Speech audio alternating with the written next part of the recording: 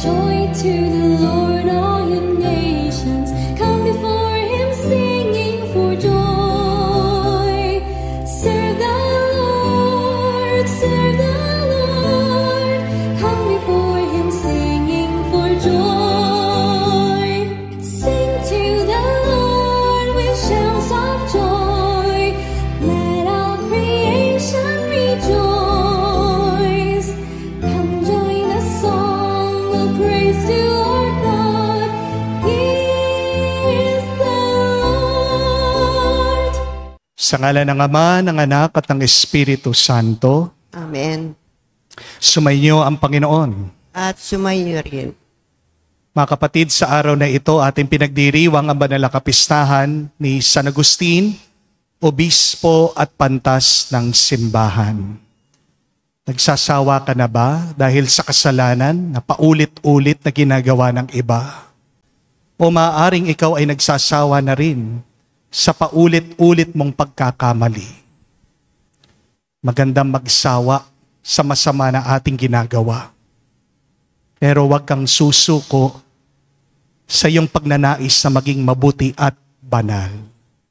Dahil sa bawat pagtayo mo, pagpapatuloy mo, lalong lumalakas ang grasya ng Diyos sa buhay mo. Si San Agustin ay pag-asa nating lahat, na kahit na ang pinakamalalang makasalanan, pwedeng baguhin ng Diyos.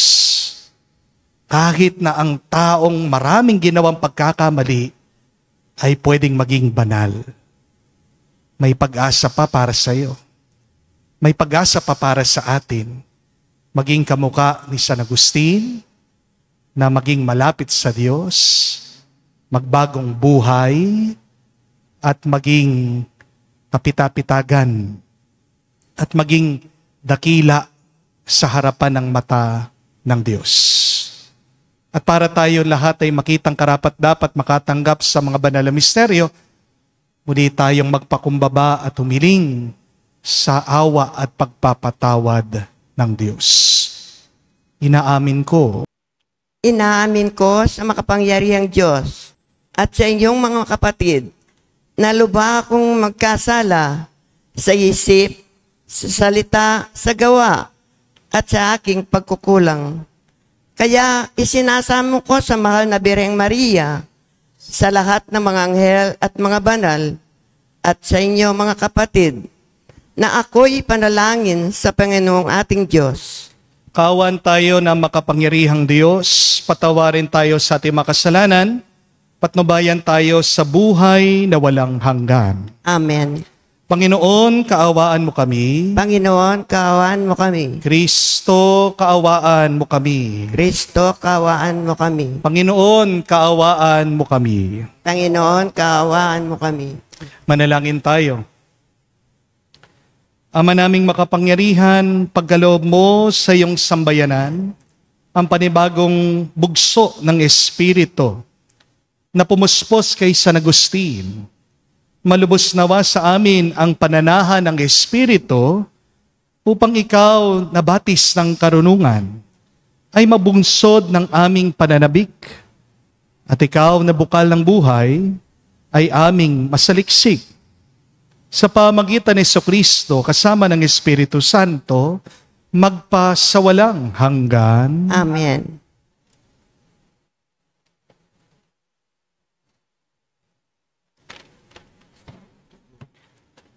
Pagbasa mula sa unang sulat ni Apostol San Pablo sa mga taga-Tesalonika. Dahil sa inyong pananalig kay Kristo, mga kapatid, naaliw kami sa gitna ng aming hirap at pagkabalisa. Ang pananatili ninyong matatag sa pananampalataya ang nagpasigla sa buhay namin. Paano kaya namin mapasasalamatan ng sapat ang Diyos sa kagalakang dulot ninyo sa amin? Mataimtim naming idinadalangin araw-gabi na kayo'y muli naming makita at matulungan sa ikagaganap ng inyong pananampalataya. Loobin nawa ng ating Diyos at Ama at ng ating Panginoong Hesukristo na makapunta kami riyan. Palaguin nawa at pag-alabin ng Panginoon ang inyong pag-ibig sa isa't isa at sa lahat ng tao, tulad ng pag-ibig namin sa inyo. Kung ito ay mangyayari, palalakasin niya ang inyong loob. Sa gayon, kayo'y mananatiling banal at walang kapintasan sa harapan ng ating Diyos at Ama, hanggang sa muling pagdating ng ating Panginoong Hesus, kasama ang mga hinirang niya. Ang salita ng Diyos. Salamat sa Diyos. Pag-ibig mo'y ipadama, aawit kaming masaya. Pag-ibig mo'y padama, aawit kaming masaya. Yaong taong nilikha mo'y bumalik sa alabok, sa lupa'y nagbabalik kapag iyong iniutos. Ang 1,000 mga taon ay parabang isang araw. Sa mata mo, Panginoon, isang kisap mata lamang, isang saglit sa magdamag na ito ay dumaraan. Pag-ibig mo'y padama, aawit kaming masaya. Yamang ito'y buhay namin maikli lang na panahon. Itanim sa isip namin upang kami ay dumunong. Hanggang kailan magtitiis na magdusa, Panginoon, kaming iyong mga lingkod na naghihirap sa ngayon. Pag-ibig mo'y padama, aawit kaming masaya. Kung umagay ipadama ang pag-ibig mo't paggiliw, at sa aming buong buhay may galak ang awit namin. Panginoon naming Diyos, kami sana'y pagpalain. Magtagumpay sana kami sa anuman aming gawin. Pag-ibig mo'y padama, aawit kaming masaya.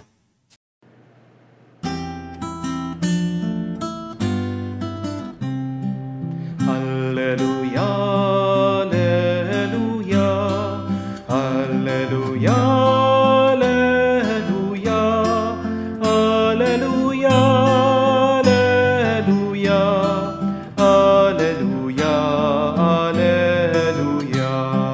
alleluia, alleluia, alleluia, alleluia, alleluia. Lagi tayong magtanod sapagkat di natin talos ang pagbabalik ni Jesus. Alleluia, alleluia. Sumainyo ang Panginoon. At sumainyo rin. Ang mabuting balita ng Panginoon ayon kay San Mateo. Papuri sa iyo, Panginoon. Nung panong yun, sinabi ni Jesus sa kanyang mga alagad, "Kaya magbantay kayo, sapagkat hindi ninyo alam kung anong araw paririto ang inyong Panginoon.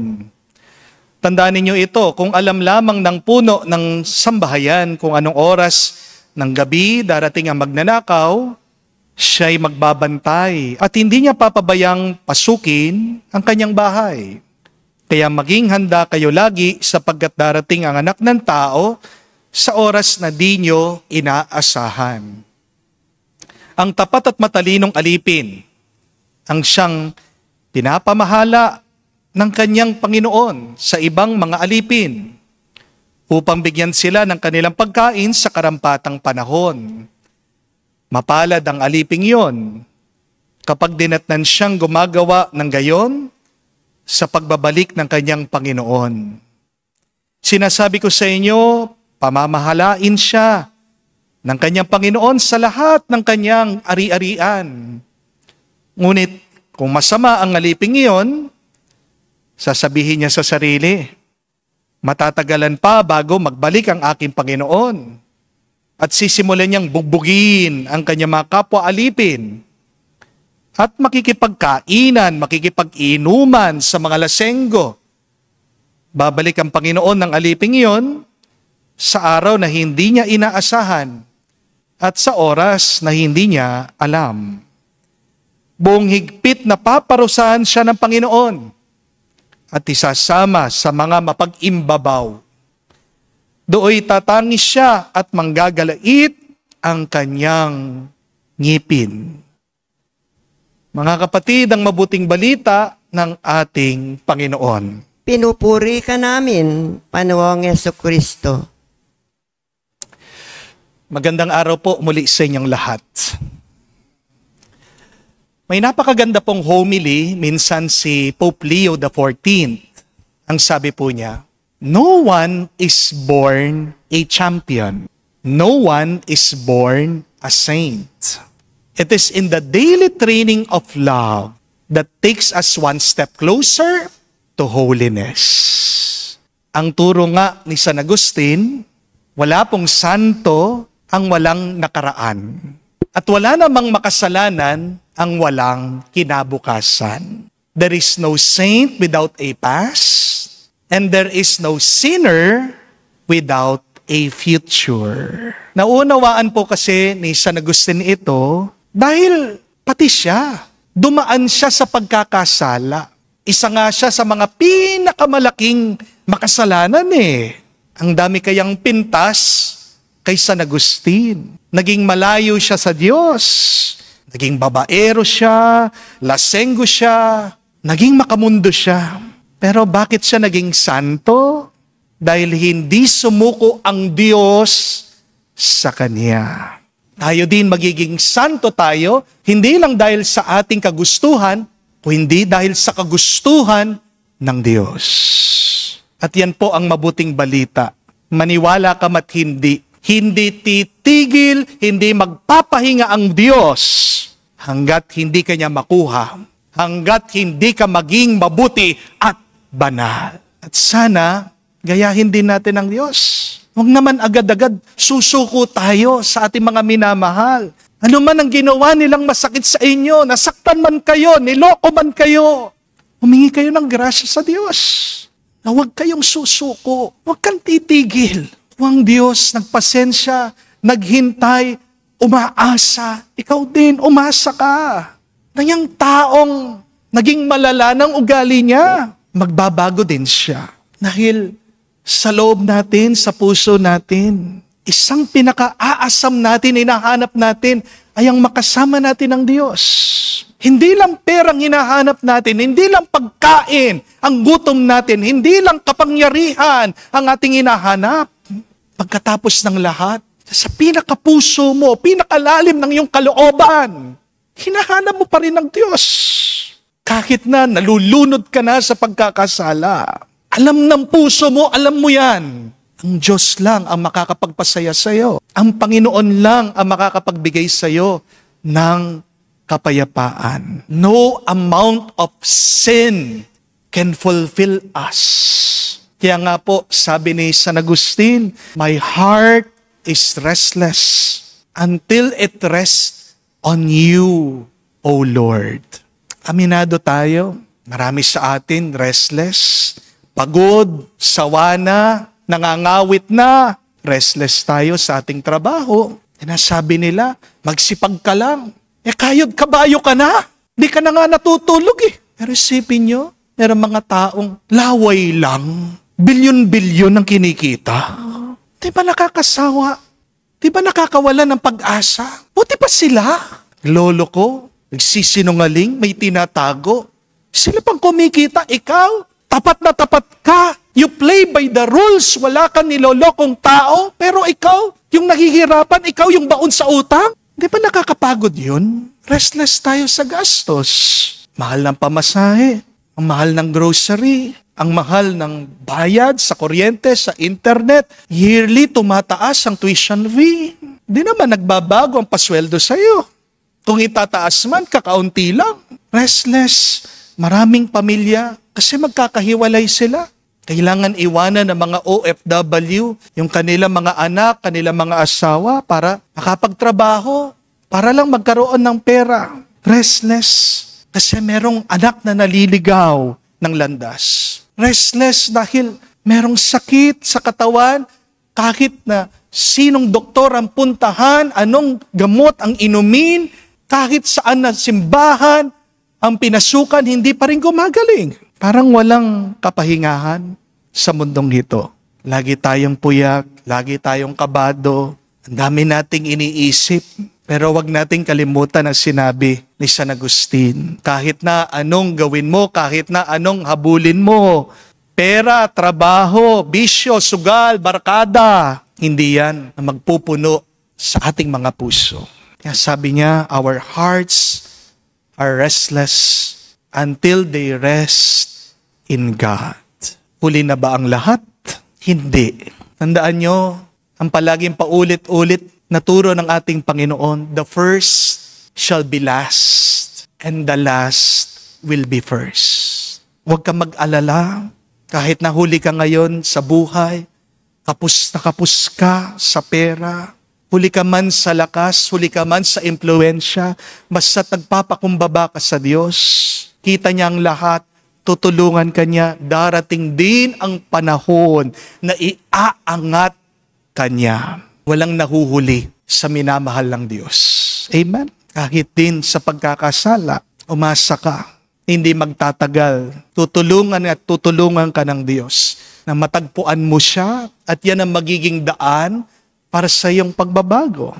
Kaya nga po ang ganda ng sinabi ni San Agustin late have I loved you, O beauty ever ancient, ever new.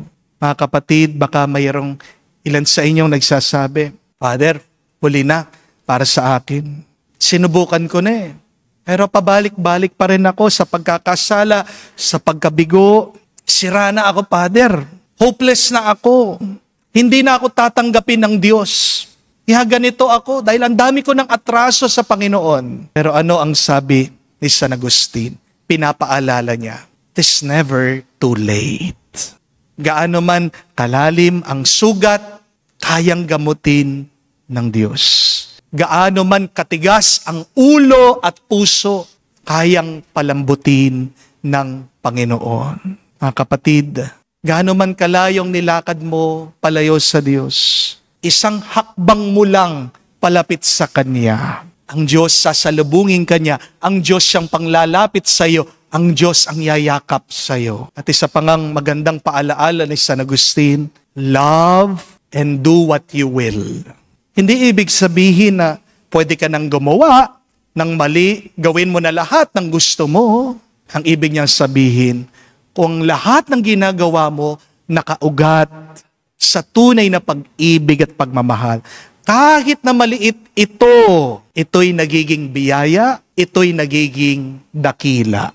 Kaya nga, ang nanay, araw-araw nagbabantay sa anak na may sakit. Di naman siya sinesweldohan, di po ba? Napapansin ba siya ng mundo? Nagbabiral ba ang mga nanay na araw-araw kumakalinga, nag-aalaga sa kanilang mga anak? Di ba hindi? Pero yan, kita ng Diyos. At ang pagmamahal na yan ay napakadakila, napakahalaga para sa Panginoon. Yung mga tatay na pumapasok araw-araw sa trabaho nila, kahit na mahirap, kahit na magtiis silang hindi kumain dahil nagtitipid, pinapansin ba sila ng ating lipunan? Nare-report ba yan sa news? Di ba hindi? Pero yan ang viral. Yan po ang mahalaga para sa Diyos. Kasi ang tunay na sukatan ay hindi kung gaano kalaki ang iyong ginagawa. Ang tunay na sukatan ng ating buhay para sa Diyos ay gaano kalaki ang pagmamahal mo na binibigay mo dyan sa iyong ginagawa. It's not about how big, how grand what you're doing. But what matters most is how big your love in what you are doing. It is there that God will judge you. Mga kapatid, tayong lahat ay makakarelate kay San Agustin. Kasi marami din sa atin, restless, struggling, searching, pero napakalinaw ng kanyang turo. Una, ang puso kay Lord lang makakapagpahinga. Pangalawa, hindi pa huli ang lahat. Pagpatuloy mo lang. Maniwala ka sa grasya at pag-ibig ng Diyos tutulong sa iyo. Pangatlo, pag-ibig, ang tunay na sukatan ng lahat. Kaya kung ngayon, pagod ka na, naliligaw ka, parang wala kang patutunguhan, alalahanin mo, hindi pa huli. May pag-asa pa dahil may Diyos pa na naghihintay sa'yo at gaya ni San Agustin. Balang araw, masasabi mo din, late have I loved you, O Lord, but now my heart has found its rest in you. Amen. Tumayo po tayo. Sa Ebanghelyo, inatasan tayo ni Jesus na magbantay sa araw ng kanyang muling pagbabalik. Lumapit tayo sa Ama habang nananalangin, nagbabantay at naghihintay sa kanyang mahal na anak. At sabihin, Panginoon, dinggin mo kami. Panginoon, dinggin mo kami.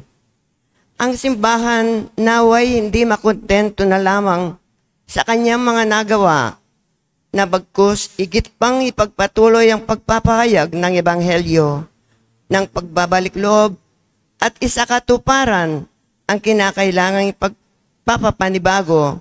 Manalangin tayo sa Panginoon. Panginoon, dinggin mo kami. Sa ating mga komunidad, naway maging karapat-dapat na lugar para sa pagtatayo ng kaharian ng Diyos sa pamamagitan ng ating paggalang, pagmamahal, pagkalinga sa isa't isa. Manalangin tayo sa Panginoon. Panginoon, dinggin mo kami. Tayo naway maging laging handa sa pagdating ng kaharian ng Diyos sa pamamagitan ng ating pamanatiling gising at hindi natatakot. Manalangin tayo sa Panginoon. Panginoon, dinggin mo kami. Sa katahimikan po ng ating puso, sabihin natin, banggitin natin sa Diyos ang ating mga personal na pangangailangan. Makalangit na Ama, pakinggan mo ang aming mga panalangin, kalakip ang katapatan ng aming mga puso. Tulungan mo kaming lumago sa kabanalan habang naghihintay kami na may maligayang pag-asa sa pagdating ng iyong paghahari. Hinihiling namin ito sa pamagitan ni Kristo aming Panginoon. Amen.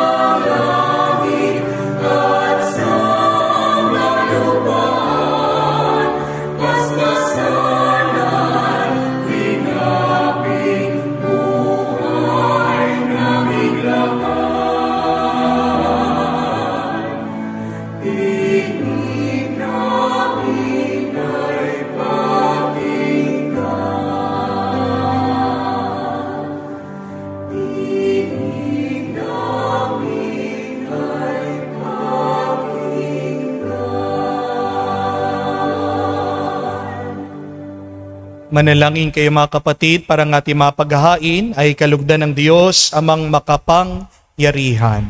Tanggapin nawa ng Panginoon itong paghahain sa iyong mga kamay sa kapurin niya at karangalan sa ating kapakinabangan at sa buong sambayanan niyang banal. Ama naming lumikha, sa pagdiriwang namin sa pagtubos ng iyong anak sa amin, may hain nawa na ngayon, ginugunita si San Agustin. Ang pakikinabang sa matapat na pagsasama sa panandaang ito ng pag-ibig at pagkakaisa sa pamagitan ni Jesucristo kasama ng Espiritu Santo magpa sa walang hanggan. Amen. Sumainyo ang Panginoon. At sumayo rin. Itaas sa Diyos sa inyong mga puso at diwa. itinaas na namin sa Panginoon. Pasalamatan natin ang Panginoong ating Diyos. Marapat na siya ay pasalamatan. Ama naming makapangyarihan, tunay nga marapat ikaw ang aming pasalamatan sa pagpaparangal sa iyo'y kabutihan. Lagi mong pinapaalingaw-ngaw sa iyong sambayanan sa pagkakaroon ng mga kaanib na maasahan at tapat tulad mo sa pananagutan upang magbunga ang punyagi ng iyong anak na sa iyong pag-ibig kami makatulad. Ang mga banal na tao'y tumutulong sa lahat sa pagbibigay halimbawa at pananalangin wagas. Kaya kaisa na mga anghel nagsisiawit ng papuri sa iyo nang walang humpay, sa kalangitan kami nagbubunyi sa iyong kadakilaan.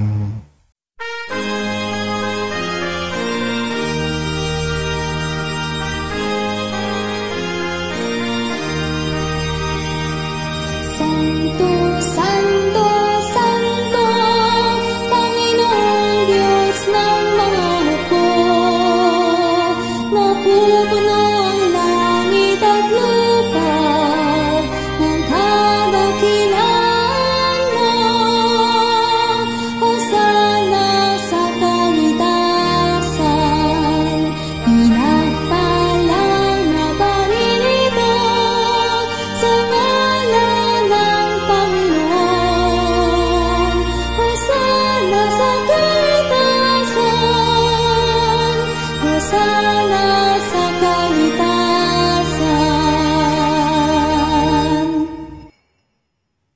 Ama naming banal, ikaw ang bukal ng tanang kabanalan.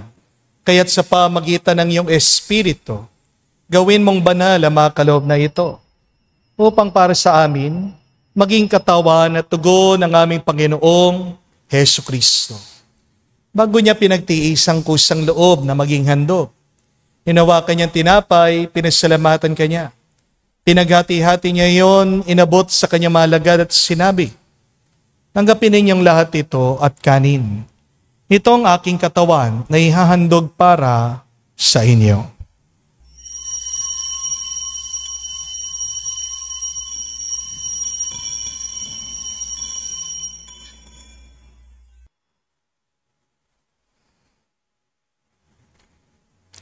Gayon din naman na matapos ang hapunan, hinawakan niyang kalis, muli kanyang pinasalamatan. Inabot niya ang kalis sa kanyang malagad at sinabi, tanggapin ninyong lahat ito at inumin. Ito ang kalis ng aking dugo, ng bago at walang hanggang tipan. Ang aking dugo na ibubuhos para sa inyo at para sa lahat, sa ipagpapatawad ng mga kasalanan. Gawin ninyo ito sa pag-alaala sa akin.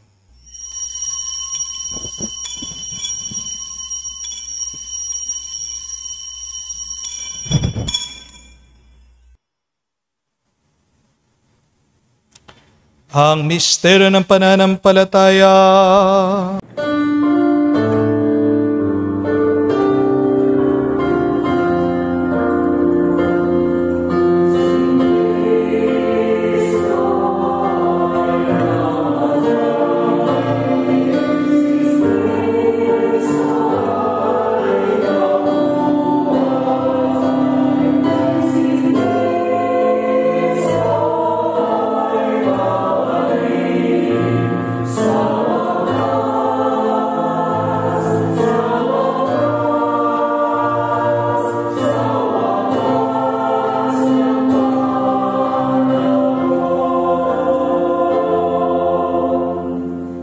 Ama, ginagawa namin ngayon ang pag-alaala sa pagkamatay muling pagkabuhay ng iyong anak. Kaya tinialay namin sa iyong tinapay nagbibigay buhay at ang kalis na nagkakalob ng kaligtasan. Kami nagpapasalamat dahil kami iyong minarapat na tumayo sa harap mo para maglingkod sa iyo. Sinasamo namin kami magsalo-salo sa katawan at dugo ni Kristo ay mabuklod sa pagkakaisa sa pamagitan ng Espiritu Santo. Ama, lingapin mong iyong simbahan, naganap sa buong daigdig. Puspusin mo kami sa pag-ibig. Kaisa ni Leon ang aming Santo Papa, si Florentino aming Arsobispo ng Tanang Kaparian.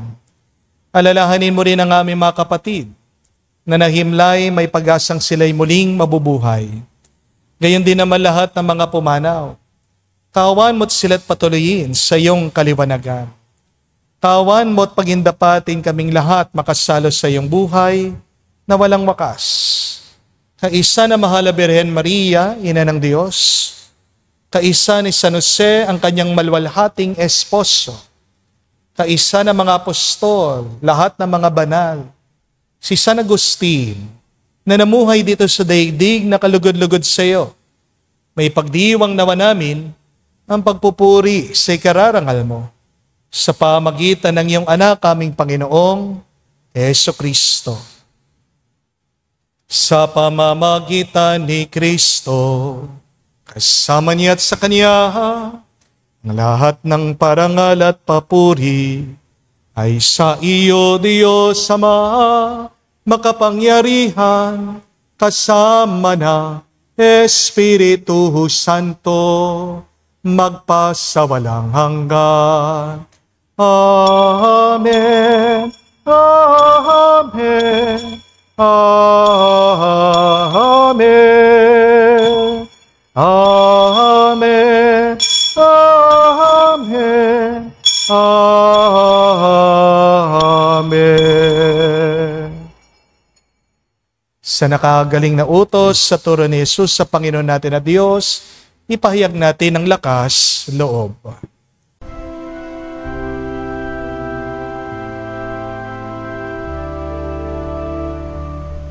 Ama namin, sumasalangit ka, sambahin ang ngalan mo, mapasa amin ang kaharian mo, sundin ang loob mo dito sa lupa, para nang sa langit. Bigyan mo kami ngayon ng aming kakanin sa araw-araw. At patawarin mo kami sa aming mga sala, para ng pagpapatawad namin sa nagkakasala sa amin. At huwag mo kaming ipahintulot sa tukso, at iadya mo kami sa lahat ng masama. Niling namin kami adya sa lahat ng masama, pagkalooban ng kapayapaan araw-araw, ligtas sa kasalanan, ilayo sa lahat ng kapahamakan, samantalang aming pinanabikan ang dakilang araw ng pagpapahayag ng tagapagligtas naming si Hesus Kristo. Sapagkat iyo ang kaharian at ang kapangyarihan at ang kapurihan magpakailanman. Amen. Panginoong Hesus Kristo, sinabi mo sa mga apostol, kapayapaan ang iniwang ko sa inyo. Ang aking kapayapaan binibigay ko sa inyo. Tungayan mo ang aming pananampalataya, huwag ang aming pagkakasala. Pagkalooban mo kami ng kapayapaan at pagkakaisa, ayon sa iyong kalooban, kasama ng Espiritu Santo, magpa sa walang hanggan. Amen. Kapayapaan ng Panginoon ay laging sumainyo. At sumayo rin. Magbigayan po tayo ng kapayapaan sa bawat isa. Peace with you po. Kapayapaan po sa inyong lahat. Kordero ng Diyos na nag-aalis ng mga kasalanan ng sanlibutan, maawa ka sa amin. Maawa ka sa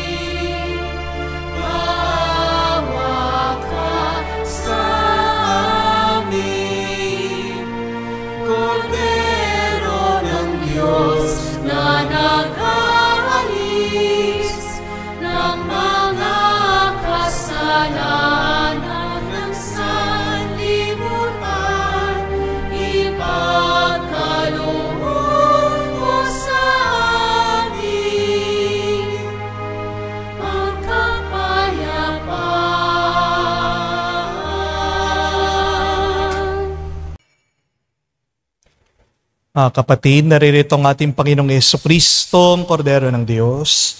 Siya nag-aalis sa makasalanan ng sanlibutan. Mapalad tayong lumalapit sa piging ng Kordero. Panginoon, hindi ako karapat-dapat na magpatuloy sa iyo, ngunit sa isang salita mo lamang ay gagaling na ako.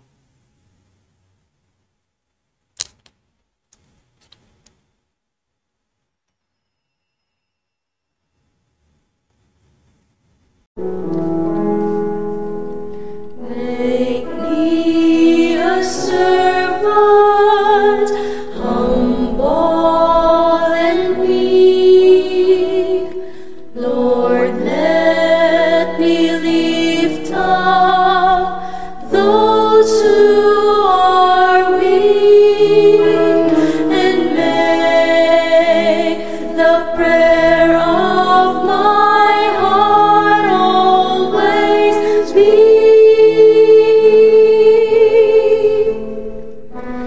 Make me a servant, make me a servant, make me a servant today.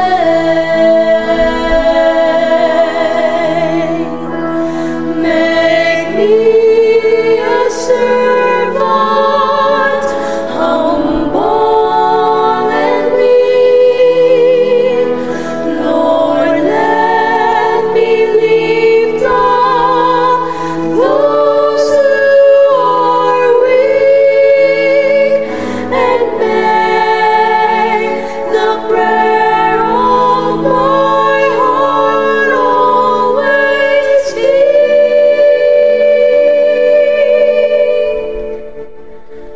Make me a servant, make me a servant, make me a servant today.